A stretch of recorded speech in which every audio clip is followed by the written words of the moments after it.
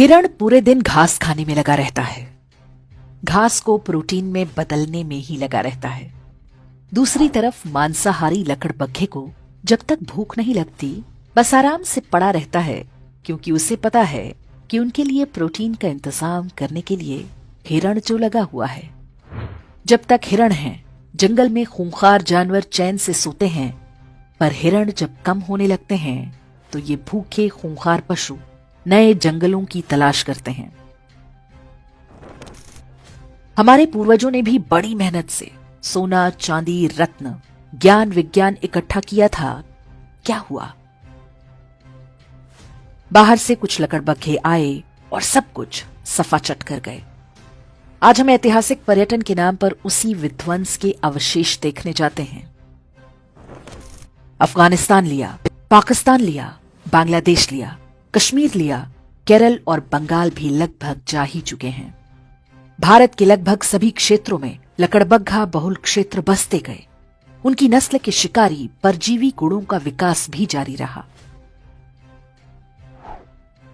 अब पाकिस्तान और बांग्लादेश में संकट है, क्योंकि वहां हिरण लुप्तप्राय हैं। अब उन्हें नए जंगलों की तलाश है। उन्हें पता है कि पड़ोस में ही एक हरा भरा जंगल है। वहां पर पहले से ही भारी संख्या में लकड़बग्घे रहते हैं, लेकिन अभी छिटपुट शिकार से ही पेट भरने को मजबूर हैं। जंगल के कानून में संख्या बल सबसे आवश्यक है। इसे ही वो गजवाए हिंद कहते हैं और उनकी किताबों में इसका जिक्र हो चुका है। हर शांतिप्रिय लकड़बग्घे के मन में वो ऐसे बैठा हुआ है जैसे हिरणों के मन में संविधान और राष्ट्रगान। हिरणों को अनुमान नहीं कि आखिरी युद्ध बहुत कठिन होगा, क्योंकि ये अंदर से शुरू होगा, फिर बाहर से। जितनी तेजी से पाकिस्तान और बांग्लादेश से हिरण कम हो रहे हैं, ये युद्ध उतना ही निकट आता जा रहा है। ये युद्ध अचानक नहीं होगा। वास्तव में हम पहले से ही इसके बीच में हैं। विश्वास ना हो तो हैदराबाद, केरल, पश्चिम बंगाल, यूपी, हरियाणा, राजस्थान, दिल्ली आदि के लकड़बग्घा बहुल क्षेत्रों में घूम आइए। हिरणों ने वहां से घर और संपत्ति बेचकर कहीं और बसेरा बना लिया है, लेकिन वे जिन स्थानों को सुरक्षित समझ रहे हैं वो भी वास्तव में सुरक्षित नहीं है। सिर उठाकर देखें तो उनके ही आसपास कोई लकड़बग्घा फलों और नारियल पानी का ठेला लगाए खड़ा है।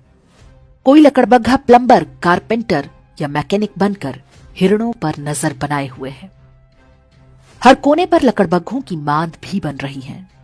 आंखें और कान खोलेंगे तो सब कुछ दिखेगा। आप खूब संपत्ति बनाएं, अपने बच्चों को अच्छी से अच्छी शिक्षा दें, ताकि वे अच्छी नौकरी या व्यापार कर सकें। लेकिन ध्यान रखना होगा कि आप भी हिरण तो नहीं बनते जा रहे। जिसकी संख्या होगी वही ये युद्ध जीतेगा। महंगाई करो ना रोकर, यदि आप 1 या 2 बच्चे तक सिमट गए तो निश्चित मानिए कि जिस घास को आप प्रोटीन बना रहे हैं वो किसी न किसी लकड़बग्घे के काम आएगा।